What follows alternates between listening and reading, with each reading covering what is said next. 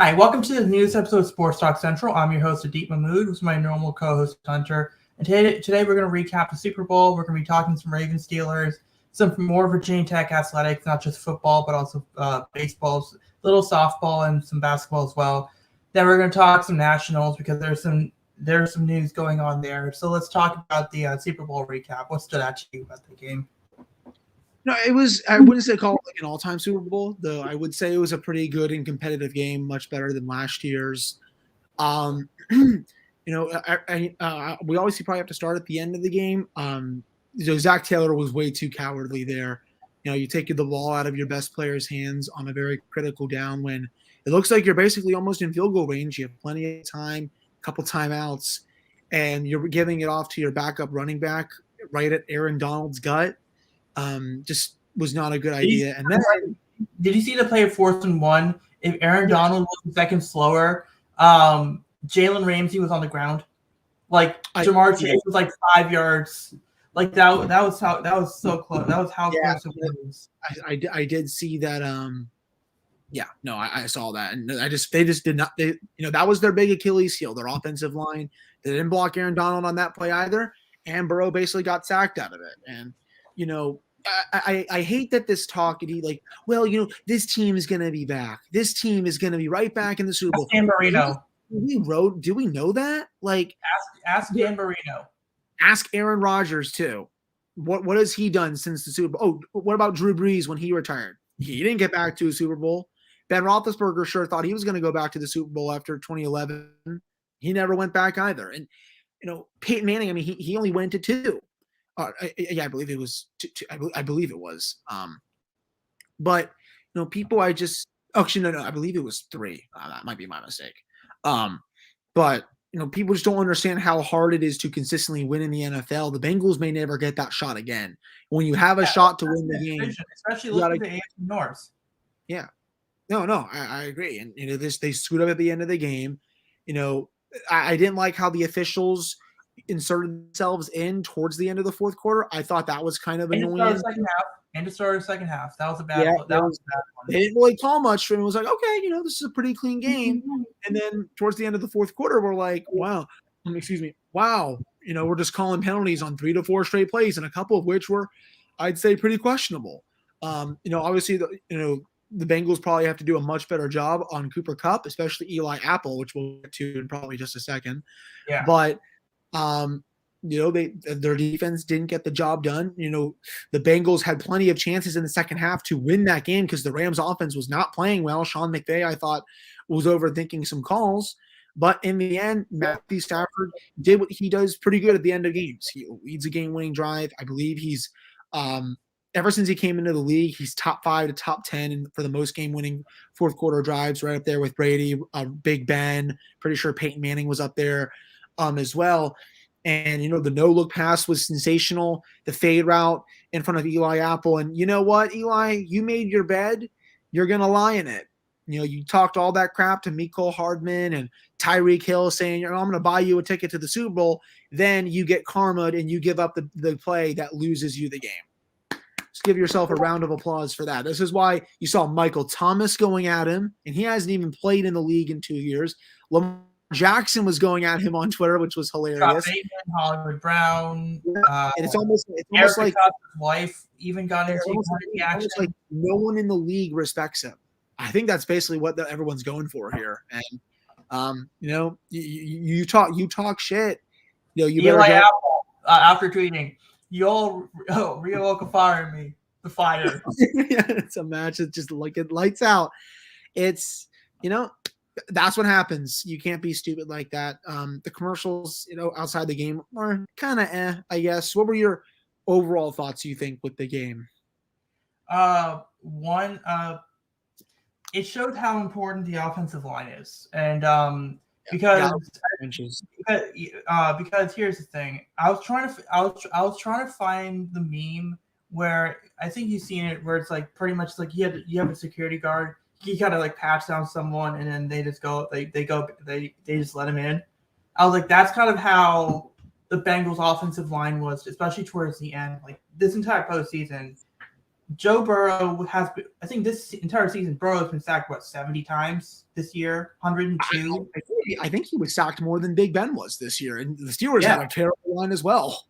And we're talking about sacks. Like, we're not even counting how many people were hit, like how many times he was hit. So, I mean, look, this guy has already torn his ACL once. There was a scare in the game where he almost tore it again.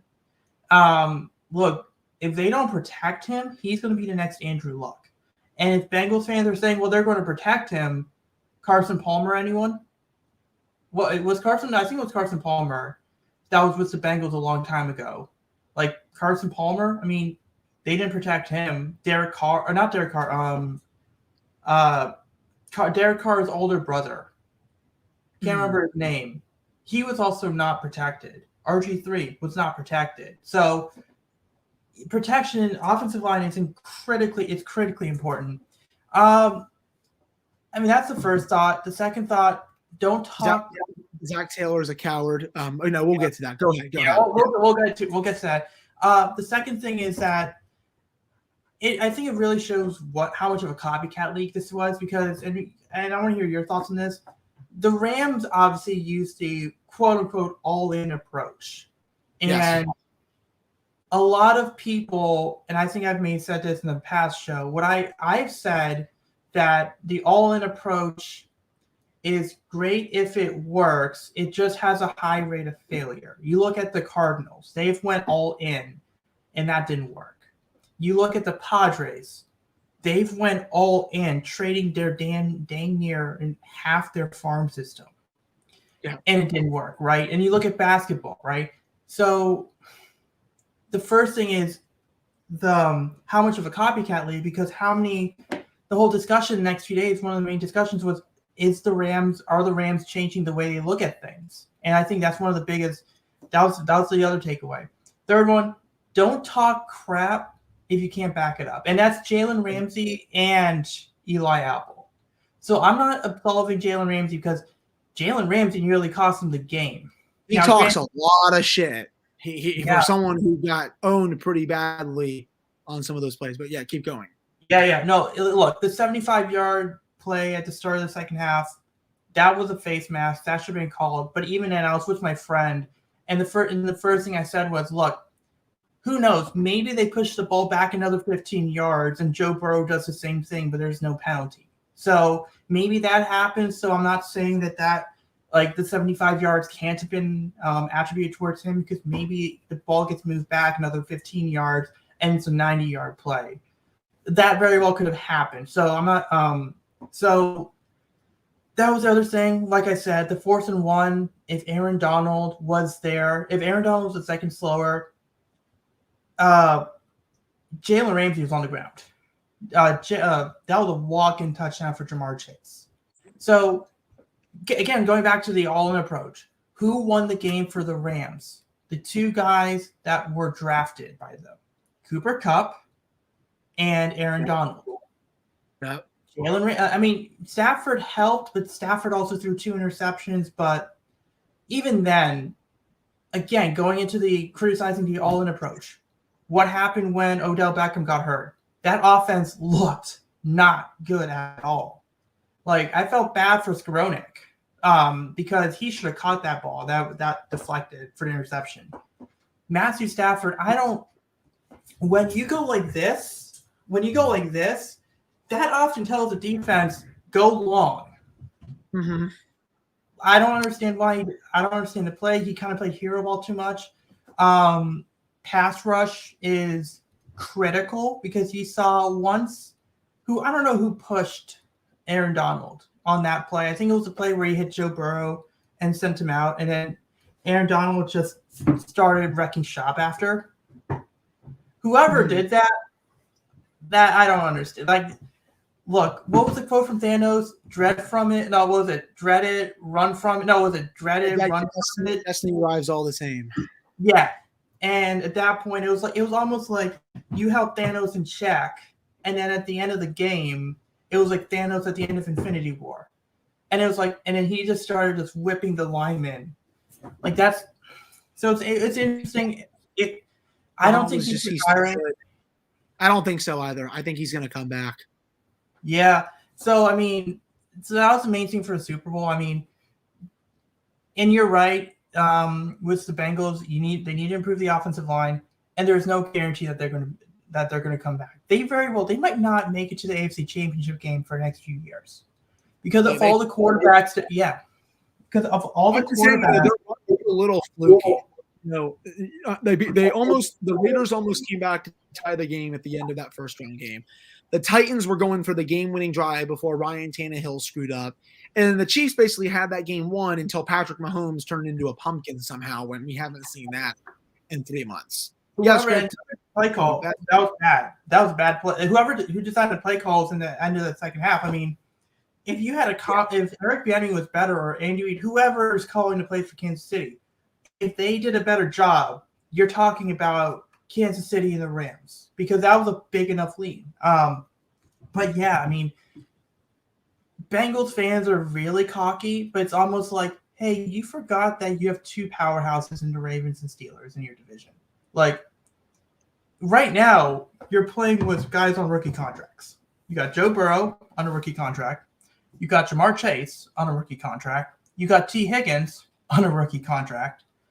Tyler Boyd might be on an extension, but he's undervalued. I wonder if Joe Burrow tries to get $50 million on that deal. Woo! And then when you think about it, what happens in a couple years when Burrow gets his extension, when Jamar Chase gets his extension? I mean, yeah, they have a bunch of cap space right now, but snap your fingers and 90% of it's gone pretty soon. So, look, it's easy to draft and bring in high-priced players when you have high cap space and high draft picks. But what happens when you don't? And the Bengals front office, do you really trust them to build a consistent winner? Mm-hmm. So that's where, and then you got to factor in, well, the Ravens have a good front office, Bills, Kansas City, all these guys have solid front offices out there. So, I mean, to me, that's going to be pretty interesting what we do there, what happens there. So let's talk Ravens and Steelers. Ravens, not a lot. They brought in a new assistant offensive line coach. Who cares about that? Za'Darius Smith is most likely going to be a cap casualty of the Packers because they want to keep Rodgers and Devontae Adams. So the Preston Smith and Za'Darius Smith are probably going to be cut. And you saw, I think Patrick Queen retweeted something from Za'Darius Smith and then Marlon Humphrey. So, and obviously because Smith played for the Ravens a little bit, we'll see if they bring him back, especially because it's because he'll be cut, so it won't count against the comp pick formula. So there's really nothing there for the Ravens. Steelers, there's a lot more. What are your thoughts on? Yeah, so Brian Flores was hired today, a move that I think basically shocked everyone, not just Steelers fans. I'm definitely really excited about it. Say that he's overqualified, I would say, is an understatement. He's going to be their defensive assistant and coach the linebackers, basically kind of what Terrell Austin did, except, Austin coached the secondary. Is he a Terrell Austin replacement if Terrell Austin doesn't get kind of. Yeah, he was the senior defensive assistant before he became the defensive coordinator. So now Mike Tomlin's probably going to keep calling the plays, but you have Brian Flores and Terrell Austin there right behind him, two very experienced play callers on defense. They're assembling a pretty good defensive staff. It's all about now. If Devin Bush can't get it done now, what's going to happen? This will be a full 2 years after his torn ACL. That's the immediate player that I look at. Flores has a lot of experience dealing with linebackers. It's going to be great. I mean, if he wanted to, he could stay for, the long haul when Mike Tomlin eventually retires, because I'm sure they could just promote him from within.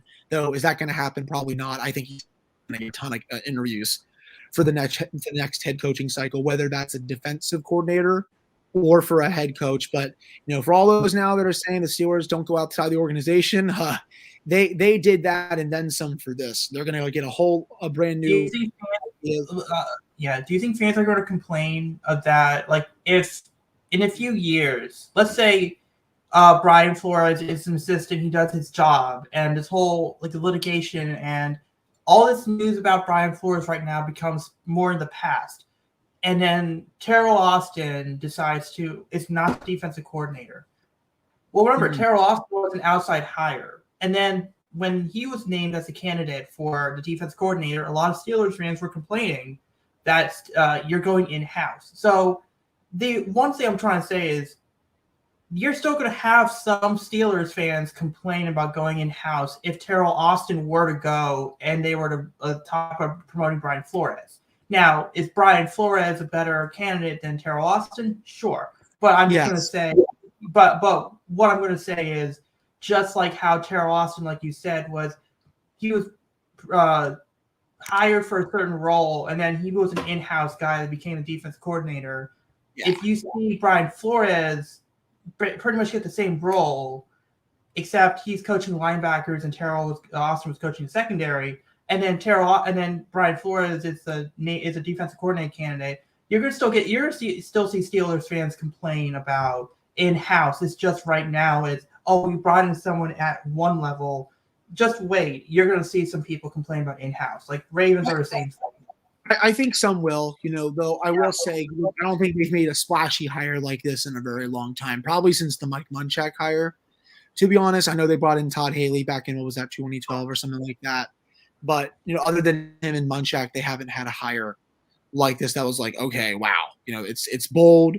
It definitely comes with risk just because of the lawsuit, but he knows how to coach. He did a hell of a job with the Dolphins, and I'm curious to see what the defensive strategy will be at the draft and in free agency. I believe right now they said the Steelers have 30-something million in cap space. They should have a ton. They do some restructures. I believe it's going to get up to upwards of 50, if I read correctly. They're going to have a lot. They're going to have more cap room than I think they've had in the last 5 to 6 years, even with Big Ben's salary taking up some dead cap and stuff. So, if they can figure out the offensive side of the ball more, I think they'll have what it takes to obviously not contend. That's going to be a few years away. But, I think stay in the race next year because I think the defense is going to keep them in games, and rightfully so. There's a lot of talent on this team. And if Tuitt comes back and Alualu comes back and, they make a couple other changes along the defensive line maybe and get another linebacker or a corner,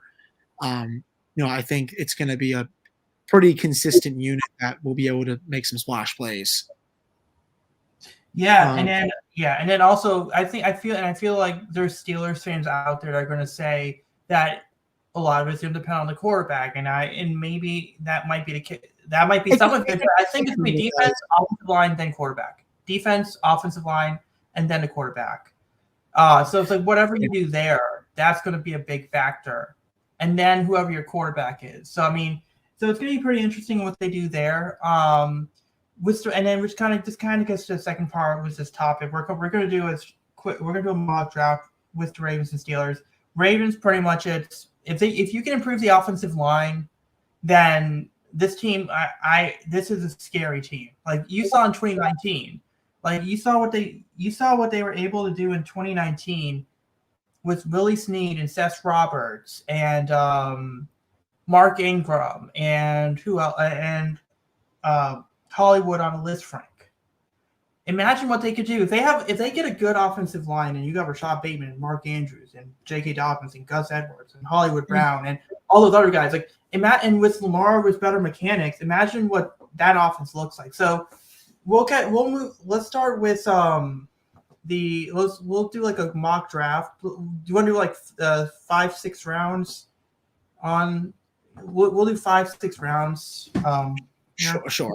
Yeah, I think so. And I will say the Steelers interviewed a couple more GM candidates this week. I believe the total list outside of the big two is 10 now. So they're covering all the bases. They have about two and a half months before they have to name a GM. They can take their sweet time. Yeah. So, okay. So, all right. So we're going to, all right. So basically, let me see what we have here. All right. So Ravens right now. All right. So a lot of Ravens, like I said, we talking about offensive line for Ravens. They do need an edge. Now we don't know if they're going to go get edge in free agency or the draft, but I'm looking at David Ojabo. Now David Ojabo was at Michigan. Michigan defensive coordinator, now with the Ravens. So it's very clear that this is a guy that kind of the defensive coordinator already knows. But also not just that. His high school teammate was Odafe Owe, who was with the Ravens. Yeah. Like they were high school teammates, and David Ojabo was also a guy that said after seeing Odafe, that's what got him into football because he went to New Jersey to play basketball. Like, if you don't know the story, I think he was born in Nigeria, raised in Scotland, went to the United States, was actually going to went to a high school in New Jersey to play basketball, and then saw Odafe Owe, and Odafe Owe was playing football, and Odafe Owe kind of had a similar story. So I'm going to go with David Ojabo. Get the pair them up again. Let me see. I have it here. Sorry. So obviously we're going to check the interior line. Let me see if and then and obviously you want, and you're hoping for Linderbaum. Yeah, I'm going to Hopefully he makes it down to that though. That would be pretty nice. Yeah, they're not. Yeah, they're not.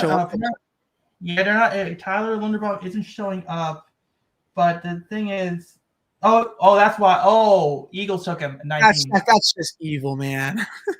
Yeah, sorry about that, dude. I was trying to find Tyler Linderbaum for you. No worries. Kenyon Green. Kenyon Green probably makes a lot of sense. They need more interior line. I think he's gonna. Yeah, he's a guy that can kind of play like multiple, like guard and versatile guy. So. All right, let's see. So Ravens now. All right. And I'm not doing trades because that's kind of like hard to predict and stuff. All right, so 45. Okay. So let's see. No. All right. So here, because the Ravens, so they obviously have to address tackle here. So, okay. So Bernard Ryman's an interesting name. He's like the guy from Austria that was a former tight end.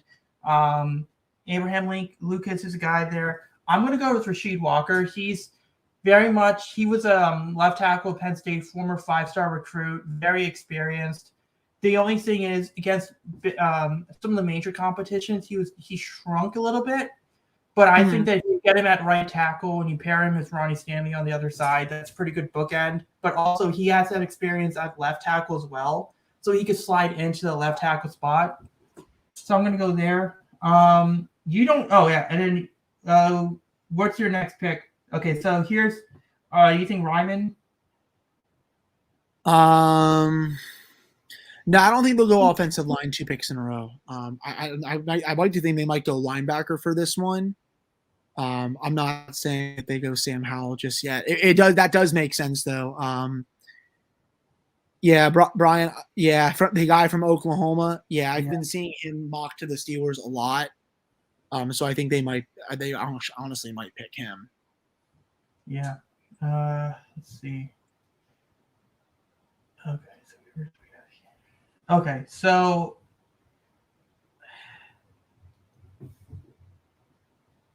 this is the fun part. Like when I do the mock drafts for Ravens, this is the fun part because the Ravens also have like a bunch of picks coming up, so I can take risk here.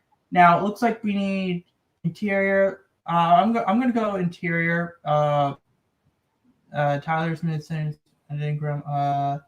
No, don't like that. Corner. Anyone here for corner? Darian Kendrick's pretty interesting because he was a guy I believe went to Clemson and then transferred to Oklahoma. But I'm gonna go with Kobe Bryant. So Kobe Bryant. The thing about Kobe Bryant is that all right. I'll talk with Kobe Bryant. But what do you think for your next pick for the Steelers? You took Kenyon Green and Asamoah. Yeah. I'm tempted they might look at a receiver for this one. That's just my thinking. If there's Justin Ross. Yeah, Ross makes sense.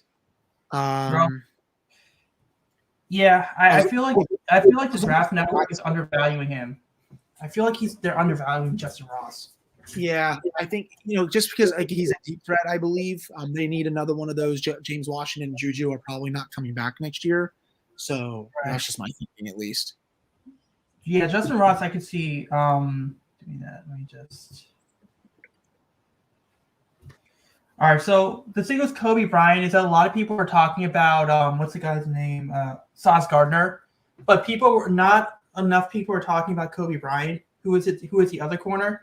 And look, Alabama has some of the best receivers in the game, and the fact that that Alabama did not throw the ball a ton, they didn't even like that. Not only did they avoid Sauce Gardner, they avoided Kobe Bryant as well. That should tell you a whole lot. So I think Kobe Bryant, could be a good Marlon Humphrey, Marcus Peters type replacement. But now with the Ravens, all right, let's see. So this is pretty interesting. All right, yeah. So Troy Anderson's a guy that I really like. So for those who don't know who Troy Anderson is, he played Montana State. This is a guy that started Montana State as a quarterback. He then played running back. He's now a linebacker. So he's 6'4", 235. So when you have a guy who was experienced at the quarterback position, I'm going to go with him. But when you have a guy with the experience that he has as a quarterback, so he can read a defense, with running back, he has the agility. If he can improve his tackling, then that's great. So I think I have a tackle, corner, linebacker. All right. Ravens like to go interior at this point. So let's just do interior. Chris Owens, Brock Hoffman. Hoffman, I think I can wait later on that one. That's going to be tough. Hoffman, I could see Hoffman getting like a 6th, 7th round pick. Chattanooga, I think is too small. I'm going to go Donovan West, the center guard out of Arizona State. And then the next one, this is okay. So here's one I can see working. Jesse Luketa. So Jesse Luketa, by the way, when we do talk Virginia Tech athletics, I mean, if you want to talk about someone, I was talking about Jaquan Brisker, but Luketa is a guy. He's a guy that can play linebacker. He can play nickel. He can be on the defensive line. He can play edge. So he's kind of like a versatile chess piece. So I'll go with Luketa, but let me see. Actually, let me go here. Actually, I'm going to go Nick Ross, the free safety out of Maryland, because we definitely need that free safety. And then I don't want Demaris Mathis. Let's see. Haskins, Brian Robinson, Tyler Beatty. I still have so this is where it gets interesting. Let's go linebacker. It's located. Okay, so here, I'll go here. I'm gonna go with John Ridgway. He's more of a nose tackle, two deep, 2-town guy, but that's gonna be interesting there. Oh, where do you think the Steelers are gonna go with this one? Yeah, I'm not. Yeah, you can just talk about position. I can see if there's. I mean, maybe another Hassan Haskins. I think makes sense in an area. They don't have a real backup for Najee Harris. Haskins is like a Gus Edwards type back, I believe. Yeah, I do think they might. That's just I don't know. I wish I knew enough about like the. Yeah. Interior D-line. All right, let me just take a look.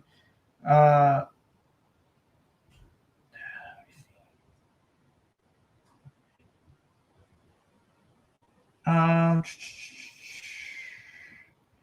gonna see if there's a corner, because I think at this point it's typically at this point of the draft it's these like guys like you're just at this point it's like best player available, honestly at this point.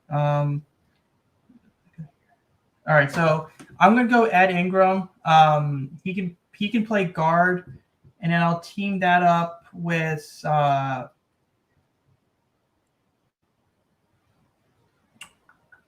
Okay, so I'm gonna team up with Amari Barn. I'm gonna put Amari Barno there.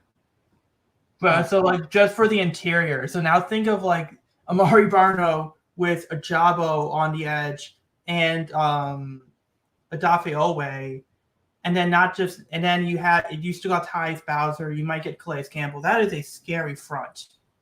Yeah, it is. All right, let's take a look. Yeah, I think and then then they go receiver. And I'm gonna go and I think actually I'm gonna surprise you with this one as well. The Ravens like running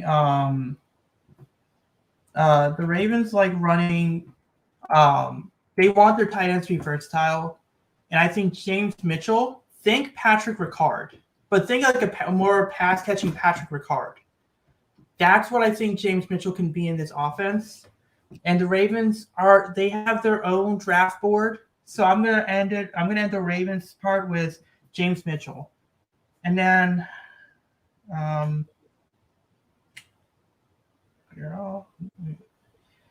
is it what? Okay, hold on. Yeah, I'm trying to figure it. Yes, but pretty much, yeah. That's pretty much, I guess. Basically, yeah. I don't really mind the last couple rounds or something. Yeah, but I mean that's pretty interesting. So I mean, So pretty much it's interior line. It's gonna be interesting where they go. I think the Ravens are more likely to take higher ceiling than the Steelers. Like, do you think the Steelers would be willing to take like guys with higher ceilings and lower floors? I think so. Yeah, they've done that quite a few times in the past. So, all right. So we'll end the show. We'll end the Ravens Steelers thing there. We'll talk Nationals. Obviously, there's some major news. What were your thoughts on the two main pieces for Nationals? Yeah, Ryan Zimmerman, obviously, just what a great guy. I mean, he was there through all the losing seasons. One of my first earliest Nationals memories was seeing him hit a 540-foot home run at RFK right by the Frank Robinson seat. Just it was an awful day out, just rainy and everything, and just seeing that ball just kept coming and coming. Had the first walk off in Nats Park history. I do believe he has the record for the most walk off home runs in Nationals history as well. Thankfully he got the ring.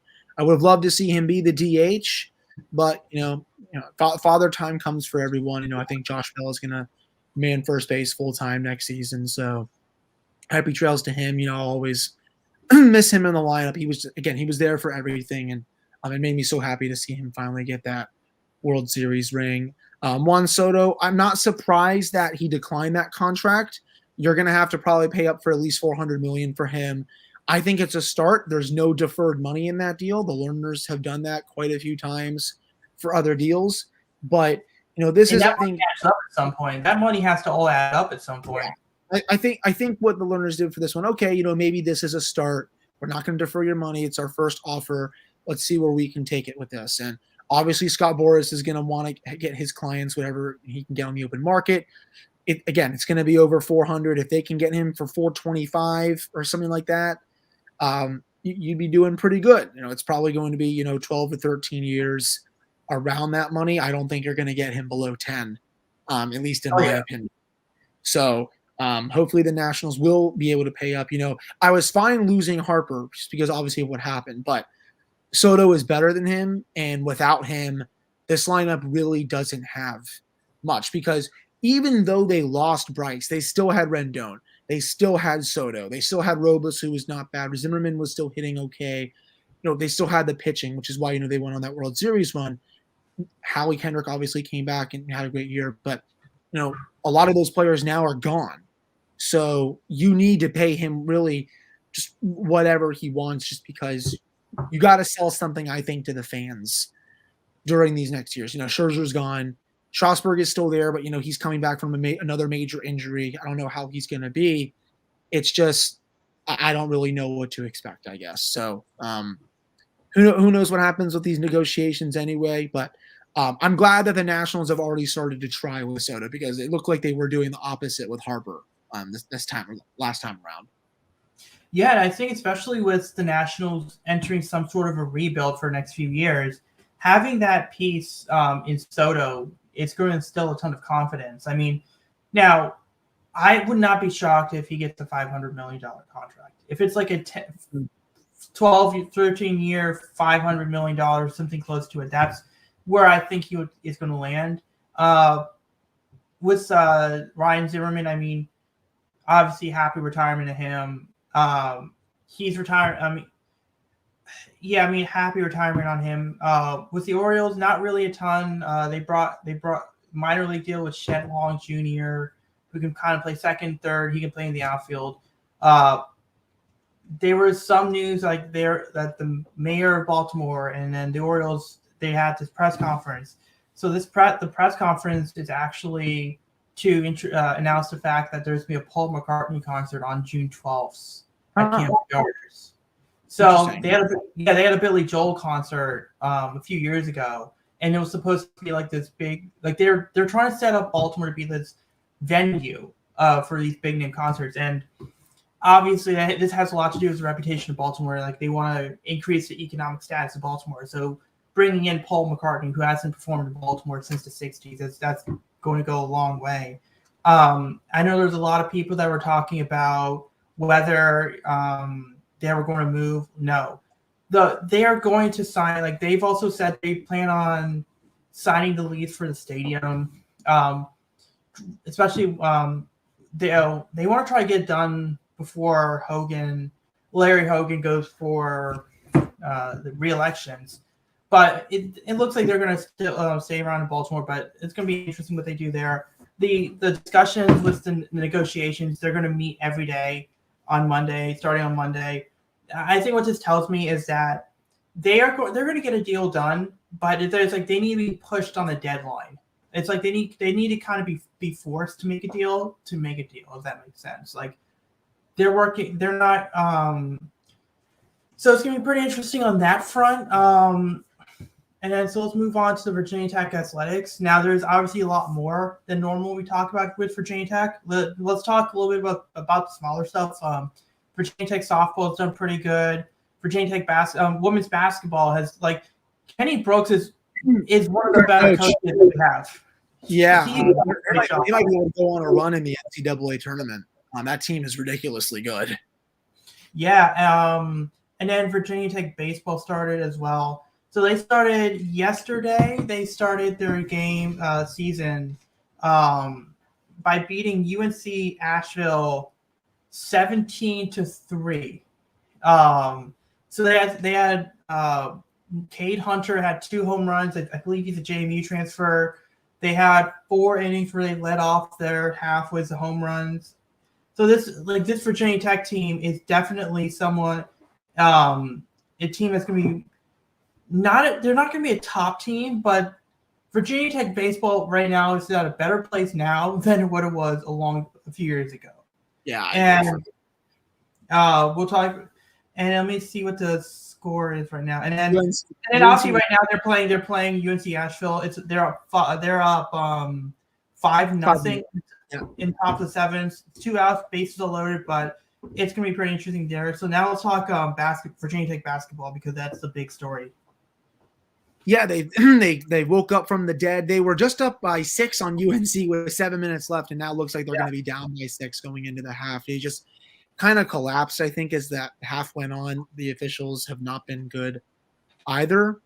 But, it's great that, they're back on the bubble. That's huge. The team looked down and out. They've won 6 in a row to put themselves back into the conversation. The big thing I think that's hurting them is no quadrant 1 wins. They're still really good in the NET and the Ken Pom rankings, but they don't have those quadrant 1 wins. And there's your no. I kind of kicked something on that one. Keep talking. No worry. It's just, the committee really, I think, looks at that. And the fact that they have none, but they've done well in all their other games, it's good, but they should have still, I think, won a couple of them in the early season here. They'll still have a chance. They can have a comeback hopefully in the second half. We'll have to see what happens. I mean, yeah. I think what's really interesting is at least they're finishing the season strong. Like this was a team that looked like it was disappointing.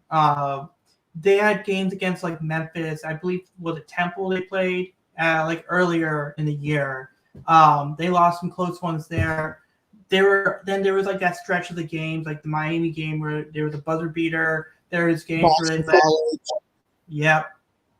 So they had all those games, and then that kind of held them back a little bit. So like the UNC North Carolina game, they're down 38-30 right now. They can win this game. If they win this game, it's massive for their tournament hopes. It's absolutely crucial. But I think it was great seeing a lot of the UVA fans just cry after that game. Well, no, they're not making the tournament either, so whatever. It's so I mean, they want to be ratioed on social media. That be my guest. Yeah. So obviously, like they have, I think the UNC game's the hardest. It's the most difficult. They have Miami after this, and then they play Clemson, Louisville, and Georgia Tech. Those are 3 very winnable games.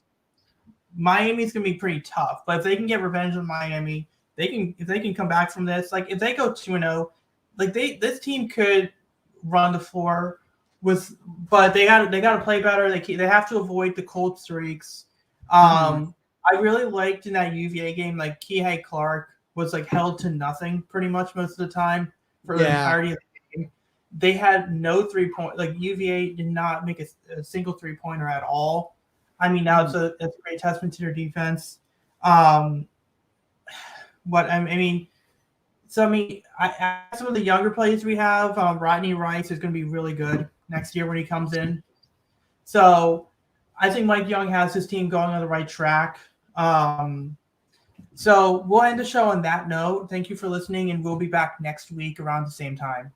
Yeah, we'll be back then. We'll have not as much football, but obviously a whole bunch of stuff. No, like there might be some baseball stuff, some Virginia Tech athletic stuff. But yeah, like not the dog days of the season a little bit here. So yeah. So we'll be back next week.